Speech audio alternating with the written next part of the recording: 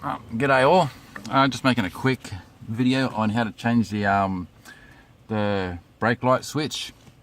So what you want to do, you got a screw over here and over here. You want to do pull that down, then it unclips.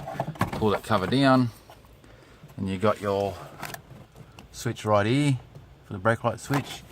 So you want to unplug that, press down from the top on that clip, pull it out, and then get yourself a 14mm spanner, undo this lock nut here, like so, and then just twist her out, and take it all the way out, and get your new one, put it in, and then this is where you'll need to test it, because you don't want your brakes coming on all the time. So you twist it in, probably have someone help you at this point.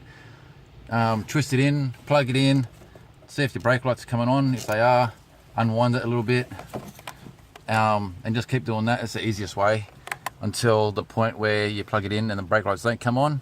Then tighten the lock nut back up and put your switch back on. Tighten your lock nut back up, and that's it. That's all there is to it. Well, I'll put that plug back on in a second. It's a bit tricky with this angle, with you're trying to use my right hand. Anyway, that's all there is. Then put the cover back up and bolt it all back in. It's quite simple.